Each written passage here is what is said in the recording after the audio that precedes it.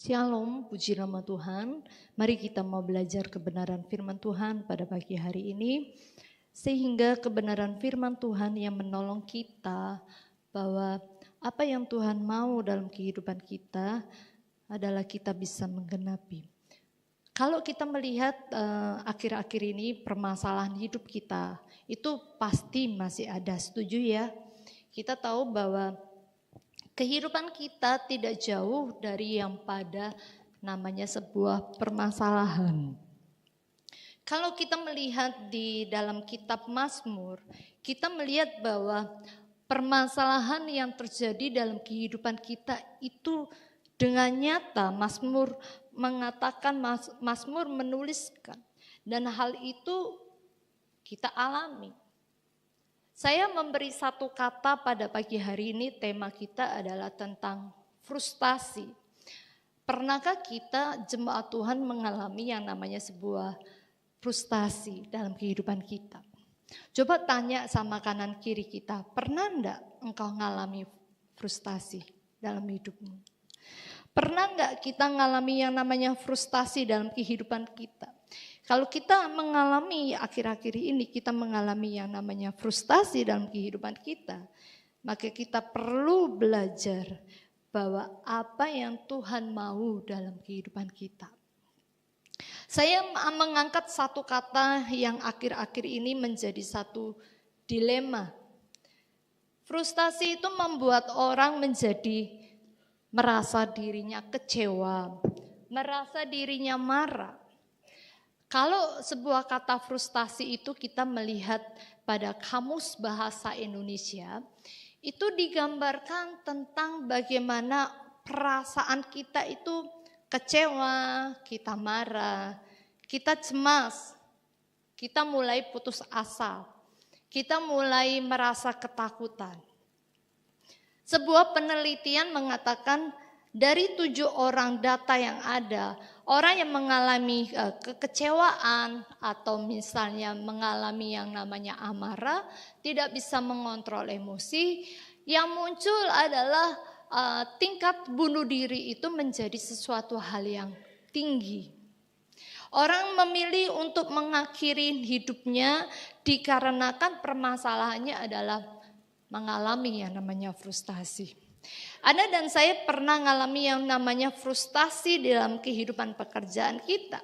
Kita juga mungkin mengalami frustasi itu di dalam sekolah kita atau mengalami frustasi saat kita mengerjakan tugas akhir kita.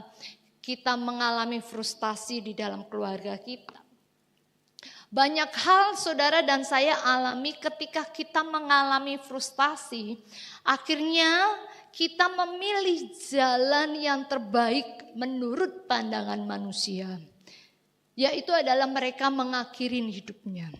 Dan menjadi satu topik yang luar biasa yang hari ini diangkat. Orang kalau sudah mengalami frustasi, dia melakukan bunuh diri bersama keluarganya. Dan itu terjadi di kota-kota besar. Kalau kita melihat di satu negara yang cukup maju, berkembang pesat, anak-anak muda yang tidak bisa menerima dirinya, itu mengalami frustasi dengan keadaan dirinya, mereka melakukan yang namanya bunuh diri. Dan itu bagi mereka udah selesai tugas saya. Frustasi itu dialami dalam kehidupan kita. Kita punya emosi, kita punya perasaan, kita ini bukan robot. Ketika kita punya perasaan, kita kecewa, kita marah, apa yang kita inginkan, yang kita harapkan tapi tidak sesuai, kita menjadi yang namanya frustasi. Frustasi menjadi satu permasalahan dalam kehidupan sehari-hari. Ketika kita ngalami kecewa, kita ngalami marah gitu ya, kita frustasi, masalah.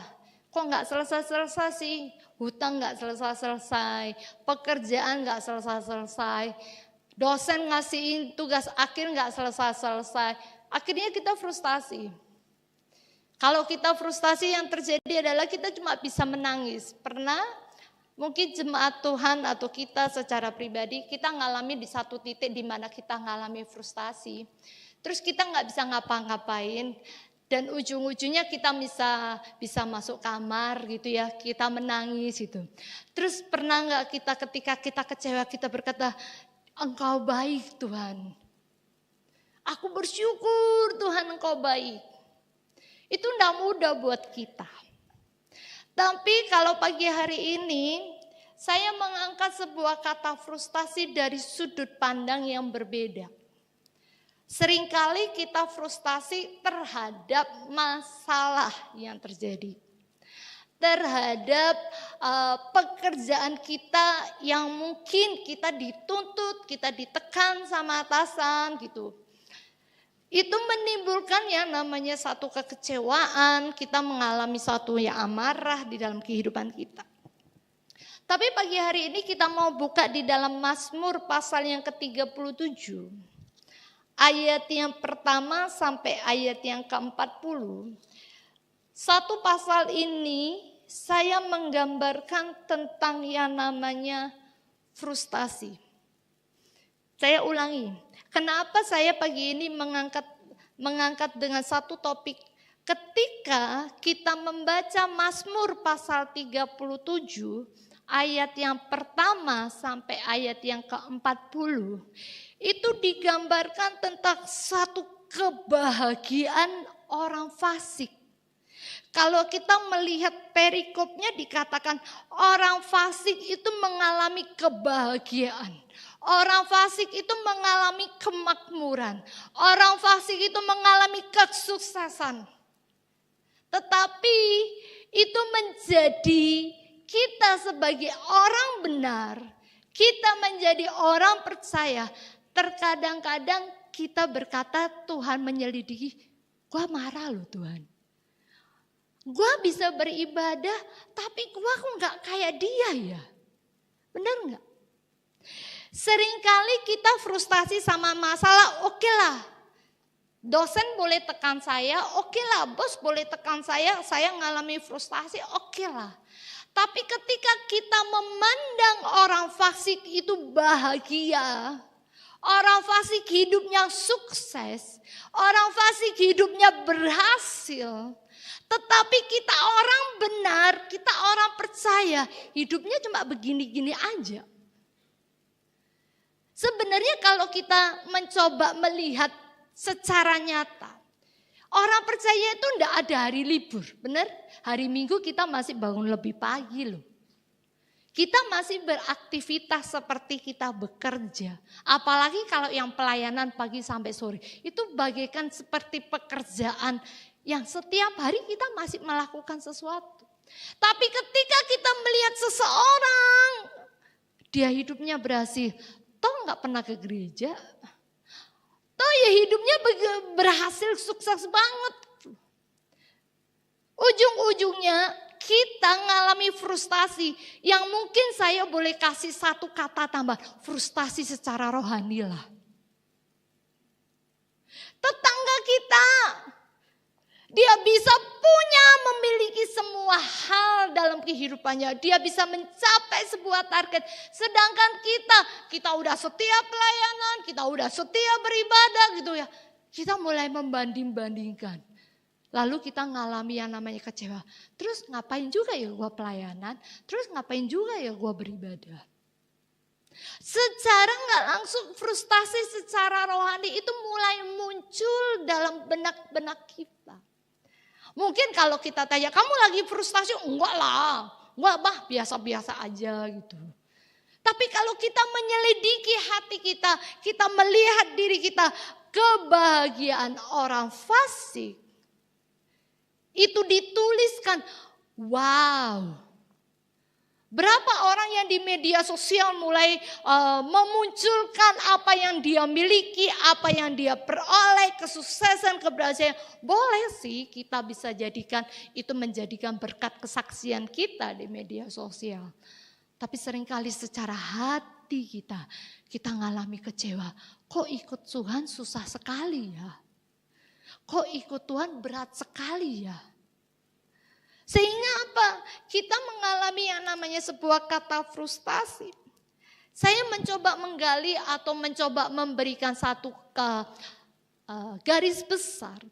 Orang fasik itu bukan orang yang gak tahu firman.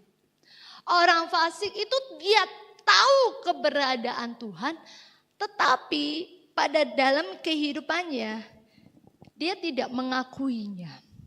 Makanya takut akan Tuhan di dalam kehidupan orang fasik itu tidak ada. Menganggap bahwa gua jadi orang Kristen, gua jadi orang percaya, udah cukup, selesai. Jangan melihat bahwa ketika orang fasik itu ketika dia melakukan kesalahan, melakukan dosa dalam dirinya, sangat susah sekali untuk dikoreksi. Sangat susah sekali untuk mengakui kesalahannya.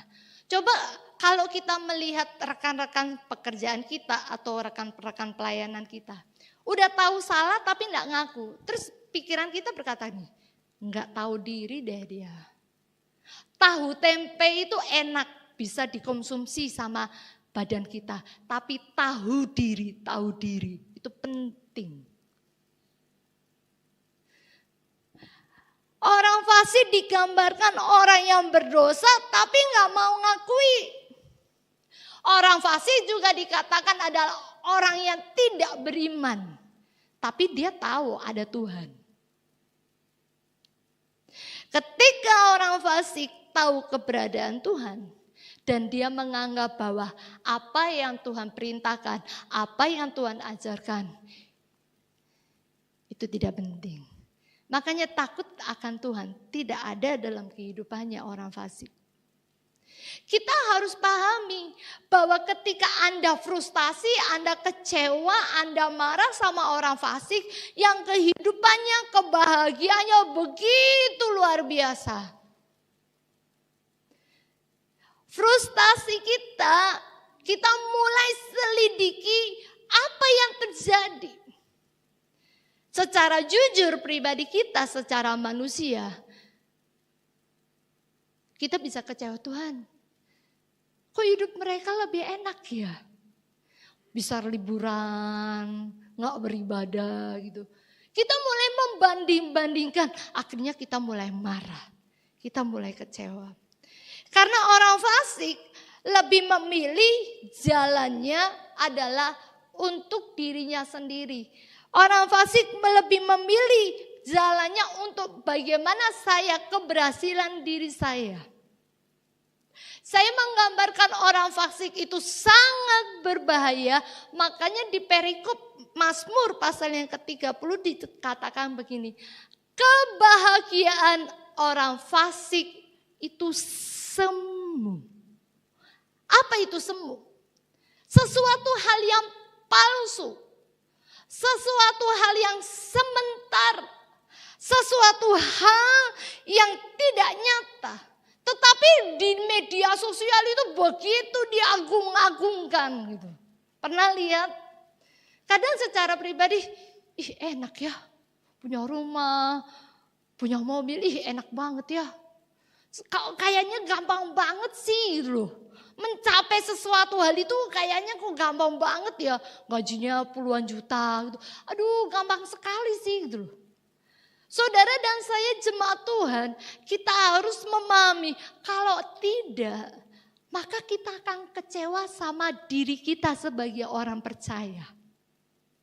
Digambarkan orang fasik itu kelihatannya bahagia, makmur, sukses, tapi semuanya itu semu. Katakan sama-sama, semu. Pertanyaannya adalah berkat Tuhan itu dalam hidup kita itu semu atau nyata? Hebat kalau kita bisa katakan nyata. Maka ketika berkat Tuhan itu nyata dalam kehidupanmu, engkau harus bersaksi bagaimana pertolongan Tuhan begitu nyata.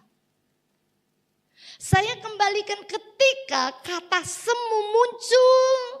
Mazmur katakan, hai orang-orang fasik. Engkau harus melihatnya. Lalu kalau kita berkata gini, terus orang benar ngapain ya?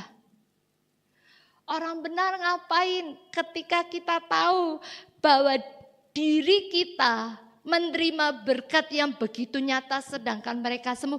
Kenapa engkau frustasi? Kenapa engkau marah? Kenapa kau kecewa? Ada dua hal yang kita mau belajar sama-sama. Orang benar dan orang fasik.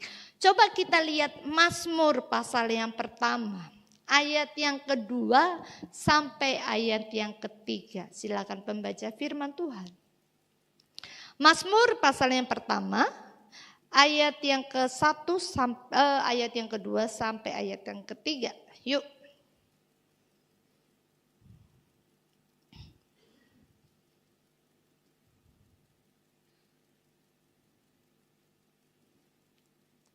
Mazmur yang pertama ayat yang kedua. Bolehkah saya membacakan? Tetapi yang kesukaannya ialah Tetapi Taurat. yang kesukaannya ialah Taurat Tuhan. Dan yang merenungkan Taurat itu siang dan malam. Ayat yang ketiga.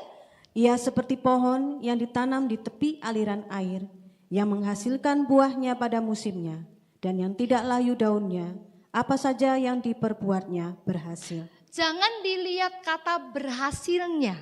Kadang-kadang kita itu cuma lihat di akhir. Wah, kalau orang benar itu apa saja yang diperbuatnya berhasil. Kita ini harus melihat secara utuh.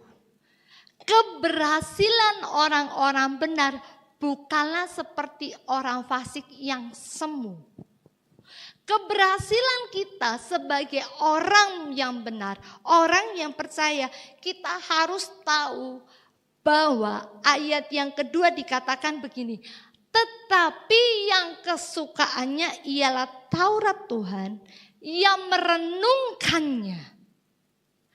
Kalau kita nggak punya kesukaan akan dasar kebenaran firman Tuhan, maka kita tahu ujung-ujungnya, maka apa yang kita kerjakan tidaklah nyata. Semu, kelihatannya sih kita berhasil, tapi itu sementara doang. Kita lupa kalau kita melihat bahwa kalau orang benar itu diberkati, ya saya setuju akan hal itu. Kalau kita setia, Tuhan memberkati hidup kita. Ketika kita beribadah, Tuhan memberikan janji dalam kehidupannya. Tetapi ketika saya mencoba membuka diri saya, ketika saya mengatakan Tuhan aku kecewa sama orang fasik, aku frustasi hidupnya mereka bahagia. Tapi Tuhan mengingatkan kita pada pagi hari ini. Orang benar kehidupanmu itu digambarkan seperti pohon yang ditanam di tepi aliran air, yang menghasilkan buahnya pada musimnya. Bahkan kalau di kitab Yeremia, kalau Alkitab kita secara fisik atau secara teknologi gitu ya, aplikasi Alkitab itu ada bintangnya ya. Ada satu ayat yang menyambungkan ayat itu. Di Mazmur pasal yang kedua, ayat yang ketiga. Kita buka di Yeremia pasal 17, ayat yang ke-7 sampai ayat yang ke-8. Ini kita harus tahu, orang benar itu hidupnya berhasil dikarenakan apa? Coba kita lihat Yeremia pasal yang ke-7, ayat yang ke-7 sampai ayat yang ke-8. Yuk silakan.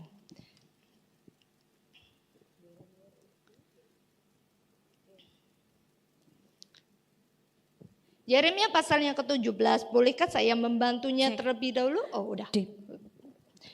Diberkatilah orang yang mengandalkan Tuhan, yang menaruh harapannya pada Tuhan. Stop dulu, dikatakan apa? Diberkatilah orang yang mengandalkan Tuhan. Orang percaya harus mengandalkan, bukan ngandalin ini kekuatannya. Bukan ngandali otak kita, bukan ngandali bos kita, bukan ngandali orang tua kita. Makanya perlu bagaimana kita mendidik anak-anak kita, agar anak-anak kita belajar mengandalkan Tuhan itu kayak apa ya Ma? Kalau enggak, sangat berbahaya ketika lihat teman-temannya berhasil. Mah ngapain sih ke gereja? Toh sama aja hidup kita. Temanku lo berhasil loh mah. Aku jujur tetap aja gak juara 1 mah. Temanku gak jujur dia malah juara 1. Dan ini terjadi fakta yang mulai anak membanding-bandingkannya. Dikatakan apa? Diberkatilah orang yang mengandalkan Tuhan, yang menaruh harapannya kepada Tuhan. Ayat selanjutnya. Ia akan seperti pohon yang ditanam di tepi air, yang merambatkan akar-akarnya ke tepi batang air. Stop dulu. Merambatkan akarnya kemana? Ke air. Tapi di kitab Mazmur dikatakan begini, ditanam saja di tepi air, tetapi di Yeremia dikata akarnya itu mencari sumber. Pertanyaannya dalam kehidupan kita orang percaya, apakah akar kehidupanmu benar-benar pada sumbernya enggak? Orang benar bukan berbicara kita diselamatkan, kita mengalami kelahiran baru. Tetapi kita harus sadari bahwa ketika kesukaannya adalah firman yang merenungkan itu siang dan malam, digambarkannya adalah seperti pohon punya akar. Akarnya itu mencari sumbernya, mencari air. Makanya dikatakan gini, dikatakan dan yang tidak mengalami datangnya panas terik, Yeremia. Daunnya tetap hijau, tidak khawatir dalam tahun yang kering, tidak berhenti menghasilkan buah. Kondisi apapun dalam kehidupanmu, ketika kita menjadi orang benar yang mengandalkan Tuhan, kehidupanmu merenungkannya itu Tauratnya Tuhan, digambarkan pohon itu mencari akar sumbernya ketika pada musimnya dia berbuah. Ketika panas itu terjadi, dia tetap daunnya hijau. Meskipun tidak pada musimnya, dia tetap berbuah. Bukan apa yang kita doakan harus wajib dan berhasil. Tapi pada kenyataannya berapa banyak apa yang kita inginkan tidak sesuai dengan harapan kita. Tidak sesuai dengan kenyataan. Maka kita mulai frustasi. Kok minta sama Tuhan gak dijawab-jawab ya? Doaku kok gak dijawab-jawab ya? Saudara dan saya kita harus tahu bahwa ketika kita melihat orang fasik itu hidupnya bahagia, Anda harus mengerti bahwa orang benar kehidupannya melekat pada sumber air. Supaya apa? Ketika kondisi kering, panas, engkau masih bertumbuh. Kalau orang fasik ketika hidupnya semu sementara, bom, hilang lagi. Mencuat lagi, hilang lagi. Tapi kehidupan orang-orang percaya ketika engkau merenungkannya dan mengandalkan Tuhan, engkau menghasilkan buah pada musimnya. Engkau menghasilkan buah ketika tidak itu muncul, tidak ada musimnya, engkau tetap.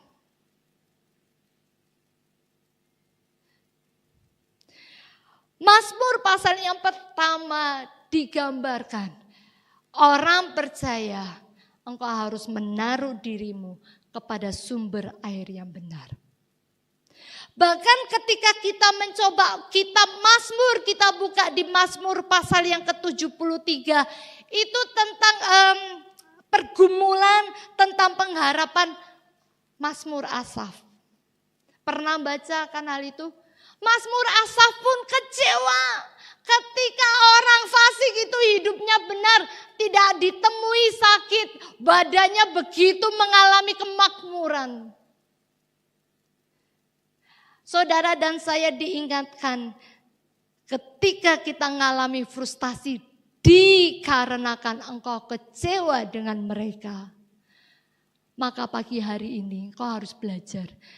Hidupmu harus ditanam pada air sumbernya. Bagaimana kehidupan orang percaya harus belajar kita mengandalkan Tuhan. Salah satu contoh ketika kalau kita tahu kisahnya Nehemia. Ketika mengalami kotanya mengalami keruntuhan. Nehemia berdoa, dia memintanya kepada Tuhan. Saudara dan saya ketika kita mengalami frustasi karena kecewa melihat keberhasilan orang. Terus apa yang kita lakuin? Ngosip. Kita kumpul sama komunitas terus bercerita. Gimana sih orang itu? Kok hidupnya enak banget dia? Orang kalau sudah kecewa, orang kalau sudah marah. Kumpul sama orang-orang yang kecewa. Wah, digosok makin sip.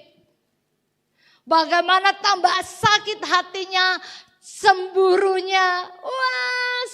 Ya wes, memutuskan ya, kita pindah gereja aja yuk. Kita memutuskan ya, kita sudah tidak usah pelayanan lagi deh. Ketika engkau kecewa, ketika engkau frustasi, apa sih yang kita lakuin? Kalau frustasi secara saya di pekerjaan saya gitu ya.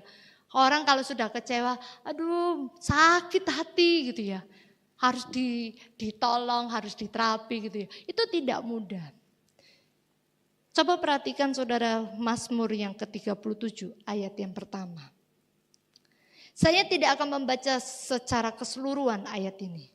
Tapi perhatikan ketika engkau kecewa pagi hari ini. Firman Tuhan hanya katakan gini.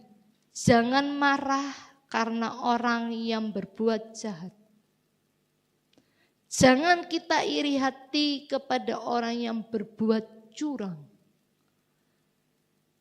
Ketika engkau kecewa, engkau marah melihat keberhasilan orang.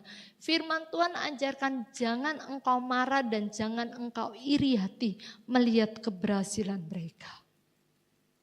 Karena apa? Ketika kita sudah mulai marah, kita sudah mulai kecewa, ujung-ujungnya saudara dan saya akan menyalahkan Tuhan dan meninggalkan Tuhan. Dan itu yang terjadi. Orang percaya mulai membanding-bandingkan. Ketika frustasi menghampirin Anda dan saya, ketika kita melihat orang fasik itu bahagia, firman Tuhan katakan jangan marah, jangan iri. Ayat yang ke-7 dikatakan apa? Berdiam dirilah di hadapan. Saya baru menyadari orang yang frustasi itu mau dikonseling kayak apapun juga itu susah. Ya, saya sadari akan hal itu. Apalagi kalau sudah kecewa sama pasangannya, sama temennya, sahabatnya. Waduh, sangat susah sekali. Tapi firman Tuhan membukakan kita ketika engkau frustasi sama orang-orang, ketika engkau iri, kau cemburu sama orang-orang. Firman Tuhan katakan nih, berdiam diri di hadapan Tuhan. Nantikan dia masuk kamar, engkau cuma berdiam diri, nggak usah marah, nggak usah iri, nggak usah ngomel. Nggak usah menggerutu, nggak usah nyalain Tuhan. Dikatakan bahwa ketika kita berdiam diri di hadapan Tuhan, maka engkau tahu orang benar hidupnya berhasil. Dikarenakan apa? Engkau ngandalin Tuhan dan hidupmu berada pada sumber yang benar. Mazmur Asaf pun juga berbicara. Coba kita lihat Mazmur 73 ayat yang ke-17. Mazmur 73 ayat yang ke-17. Ketika Mazmur Asaf mengalami satu pergumulan pengharapan dalam dirinya, dia juga mengalami cemburu, frustasi, lihat orang fasik kehidupannya berhasil. Dikatakan ayat 17, sampai aku masuk ke dalam tempat kudus Allah dan memperhatikan kesudahan mereka. Wah, Anda kalau sudah ngalami kecewa, saya cuma kasih satu kebenaran. Anda waktunya masuk kamar, cari Tuhan, ngomong sama Tuhan, berdiam diri sama Tuhan. Nggak usah cari temanmu terus digosok tambah sip. Karena apa? Orang kalau sudah kecewa, udah frustasi, itu gampang untuk memutuskan sesuatu hal yang tidak benar. Mengambil jalan pintas untuk bagaimana aku melakukan kepentinganku sendiri, kehendakku sendiri. Jadi hari ini ketika engkau ngalami kecewa, hari ini ketika engkau ngalami marah, hari ini ketika engkau ngalami kejenuhan, kebosanan, engkau mulai membandingkan banyak orang. Engkau pulang dari tempat ini cuma masuk kamar, tanya sama Tuhan, Tuhan kok marah? Kok kecewa Tuhan? Kok iri hati? Dikatakan ketika engkau berdiam diri, engkau justru akan melihat bagaimana berkatnya Tuhan itu nyata seperti apa yang kita katakan. Karena orang fasik itu menerimanya kebahagiaan itu secara semu. Kita harus tahu ketika orang benar kehidupannya, maka Tuhan bawa dalam hidup yang berkenan. Coba kita buka Mazmur pasal yang ke-37 ayat yang ke-23. Mazmur pasal yang ke-37 ayat yang ke-23. Jemaat Tuhan bisa baca secara utuh di rumah dari pasal 1 dari ayat 1 sampai ayat yang ke-40. Justru engkau akan menyadari, ngapain sih kita harus marah? Ngapain sih kita harus iri? Ngapain sih kita harus kecewa? Nah, kita baca ayat 23 dan 24. Silakan. Tuhan menetapkan langkah-langkah orang yang hidupnya berkenan kepadanya. Apabila ia jatuh, tidaklah sampai tergeletak, sebab Tuhan menopang tangannya. Yang percaya katakan amin. Wih, orang benar ketika kita kecewa, kita marah, terus kita frustasi, di titik terendah kita juga ngalami apa? Wes down banget deh. Sudahlah, akhir-akhir ini aku ke pelayanan dulu deh. Memutuskan sesuatu hal yang tidak benar. Tetapi firman Tuhan itu yes. Dia membukakan diri kita untuk kita mau hidup berkenan. Karena ketika kita menyelidiki firman Tuhan, yang kesukaannya adalah Taurat Tuhan, yang merenungkannya firman itu, maka kita menyadari ketika engkau mengalami frustasi, ketika engkau mengalami kecewa, engkau jatuh, itu tidak akan tergeletak. Karena Tuhan yang menopang kehidupanmu. Dikatakan begini, Tuhan menetapkan langkah-langkah orang yang hidupnya berkenan kepada Tuhan. Siapa?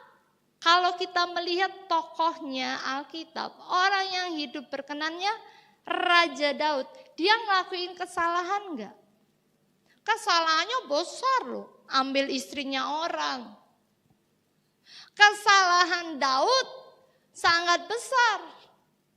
Tapi dikatakan ketika firman Tuhan katakan nih, aku melihat Daud ini orang yang berkenan.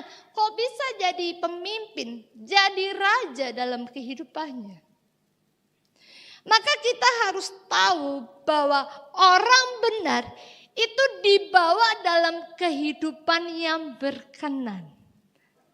Orang benar dibawa kehidupannya ketika engkau mengandalkan Tuhan. Maka Tuhan membawa engkau dan saya untuk kita hidup berkenan.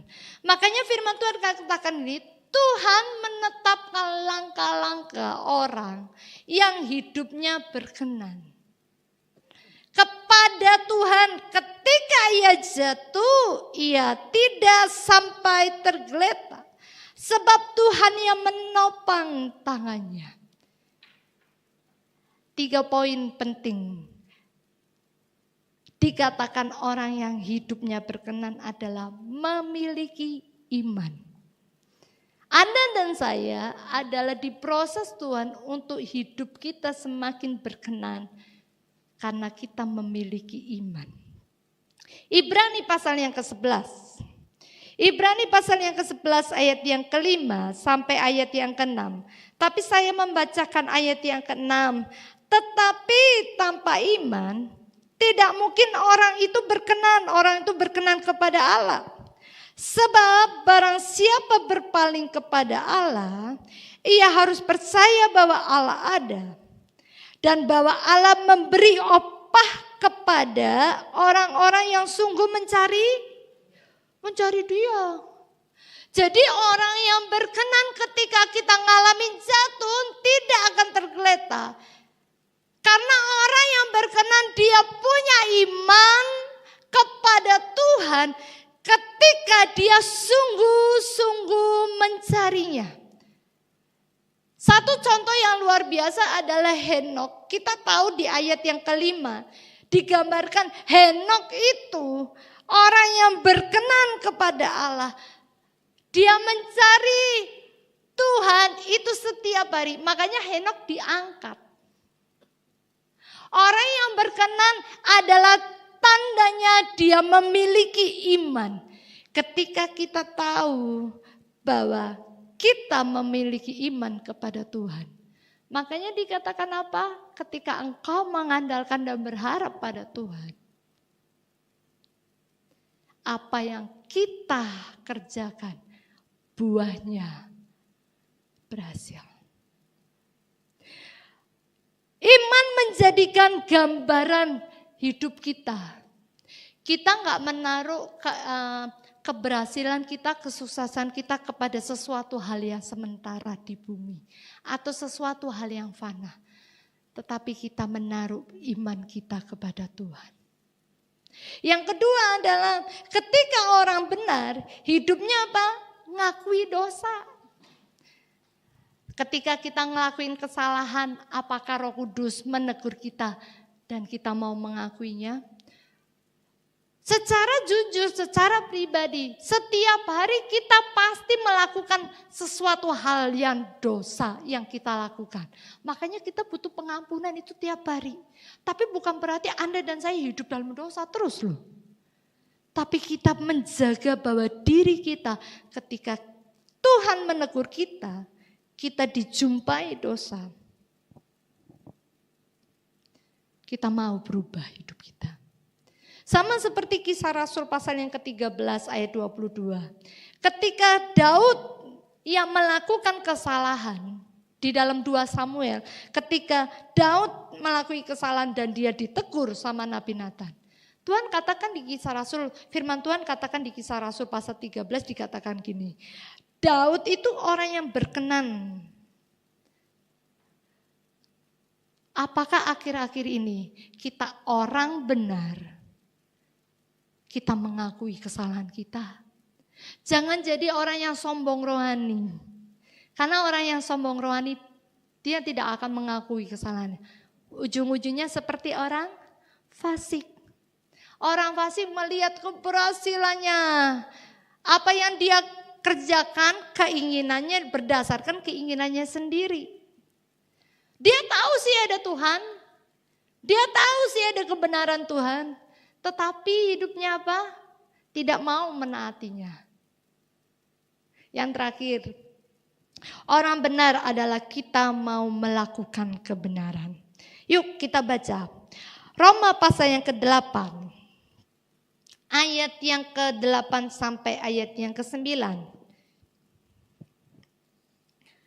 Mereka yang hidup dalam daging tidak mungkin berkenan kepada Allah. Stop. Hidup dalam kedagingan loh. Hidup dalam dosa, hidup dalam kedagingan. Kalau kedagingan berarti berbicara apa? Kehendaknya sendiri. Makanya doanya nih, Tuhan, kalau bisa tuh aku tuh kayak gini loh Tuhan. Tuhan, kalau bisa itu hidupku tuh seperti ini loh Tuhan. Makanya ketika saya menemukan sebuah kalimat gini, kesuksesan hidup orang percaya itu adalah ketika engkau menggenapi rencananya Tuhan. Ketika engkau melakukan kehendaknya Tuhan. Ketika engkau menggenapi panggilan rencananya Tuhan. Orang benar bukan sukses secara materi di dunia ini kita kejar. Tapi bagaimana kita menjadi orang benar, kita menggenapi. Kalau tidak, yang kita genapi adalah kehendak sendiri. Firman Tuhan katakan mereka yang hidup dalam kedagingan, dalam daging, gak mungkin berkenan kepada Tuhan. Frustasi, engkau kecewa, engkau marah, engkau lihat kananmu berhasil, engkau lihat kirimu begitu makmur hidupnya. Engkau mulai harus datang kepada Tuhan. Masuk kamarmu, engkau harus ketemu sama Tuhan. Dan yang kesukaannya adalah merenungkan itu firman dalam siang dan malam. Hidupnya bersumber pada air yang benar. Ketika engkau jatuh, engkau tidak akan tergeletak karena engkau mengandalkan Tuhan. Karena tangan Tuhan yang menopangmu. Ketika kita mau menjadi orang yang benar, maka engkau harus dan saya memiliki iman. Ketika kita memiliki iman, kita tahu ketika kita masih dijumpai hidup kita masih ada salah, ada dosa.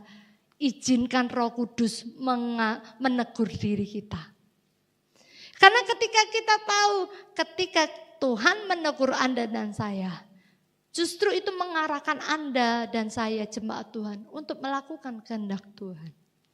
Di akhir firman Tuhan hari ini adalah, orang yang hidup dalam kedagingannya, tidak mungkin dia berkenan. Firman Tuhan pada pagi hari ini ngajarin Anda dan kita semuanya. Bahwa ketika engkau mengalami frustasi, kecewa sama orang lain. Tutup, nggak usah marah, nggak usah iri, nggak usah dengki, nggak usah cemburu. Nggak usah lihat keberhasilan mereka yang begitu semu. Hanya masuk kamar. Hanya kita mau mencari Tuhan. Lalu kita berkata, aku tetap mengandalkan Engkau. Amin. Mari kita tutup Alkitab kita. Kita sama-sama memuji Tuhan. Ada lagu lama sih yang mungkin kita pernah mendengarkan. Tahu lagu ini. Ya, Engkau gembala yang baik. Dia yang menuntun kehidupan kita.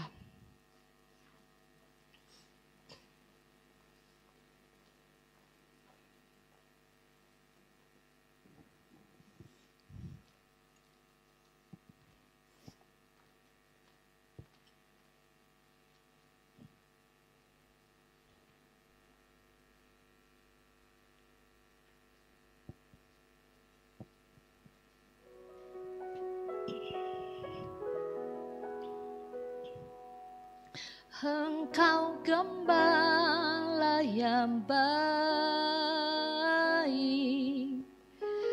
Kau menuntun hidupku dan bawaku ke air tenang, menyegarkan jiwaku. Sekalipun ku berjalan dalam lembah kekelaman,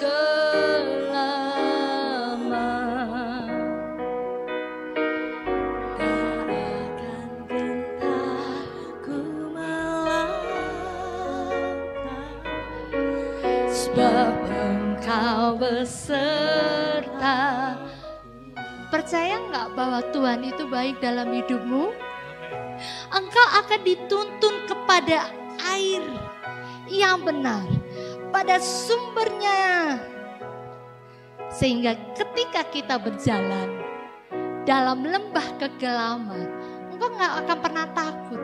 Ketika hidupmu belum biasa-biasa aja sih, engkau gak akan pernah takut. Frustasi itu gak akan menghampirinmu.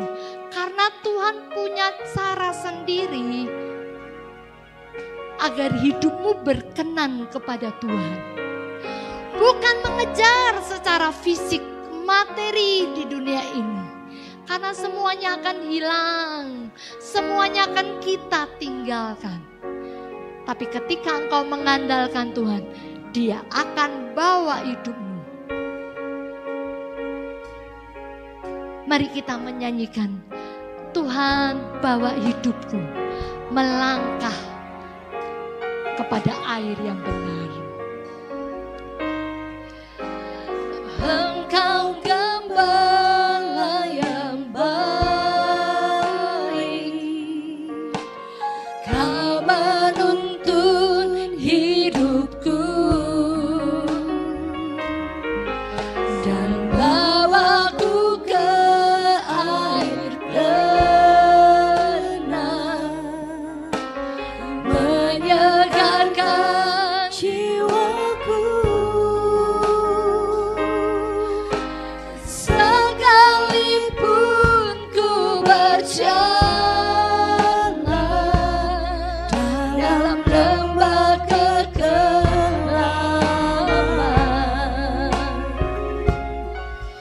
tak akan gentar ku melangkah,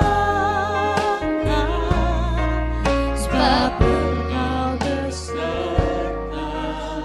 Kaum pria ya, kaum bapak-bapak nyanyi bersama-sama dari atas ya. Engkau gembala yang baik.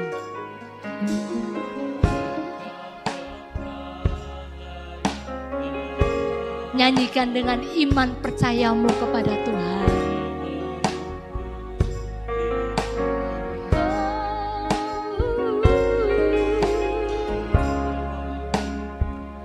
Air tenang, jiwaku sekalipun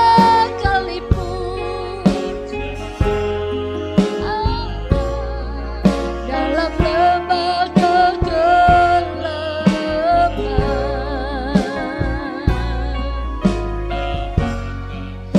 Yuk kita bagi berdiri bersama-sama yuk. Kita angkat tangan kita di hadapan Tuhan.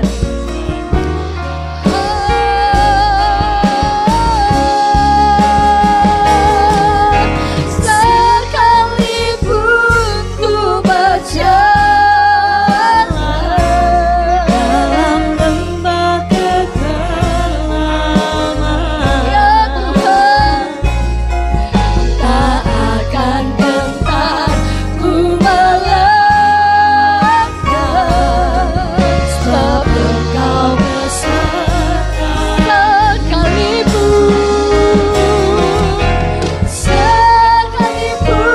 ku berjalan dalam lembah kekelaman, tak akan gentar ku melangkah, sebab Engkau besertaku.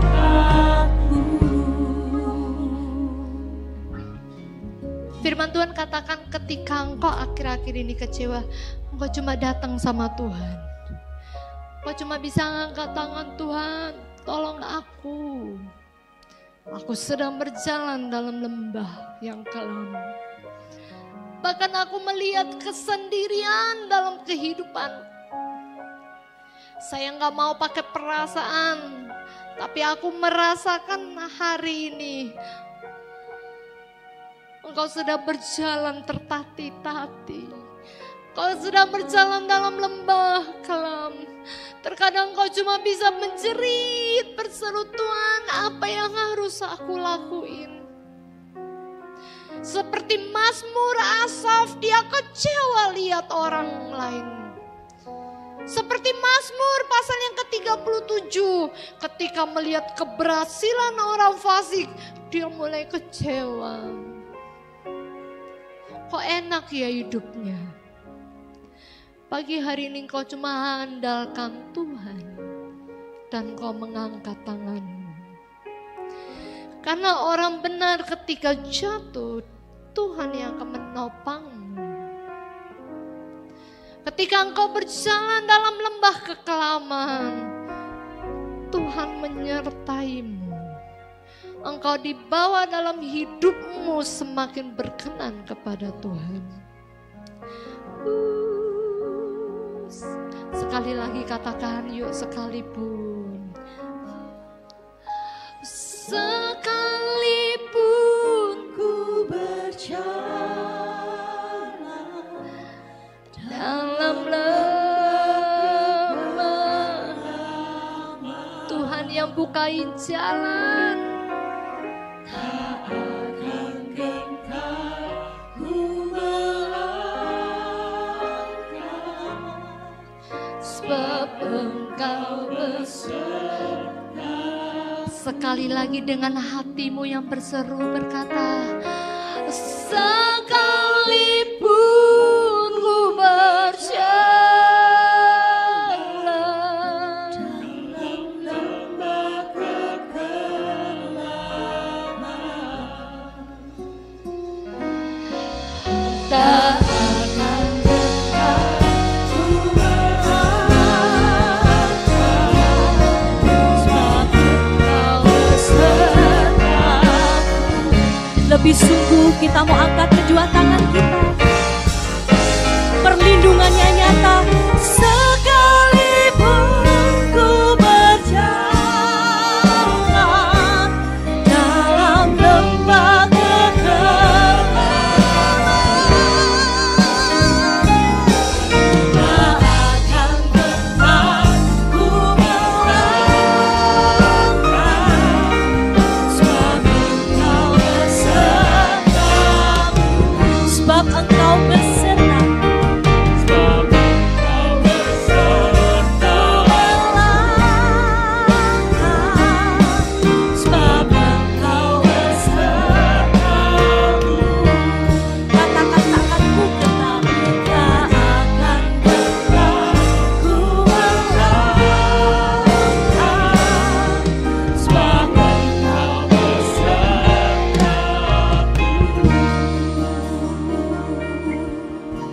Terima kasih Tuhan buat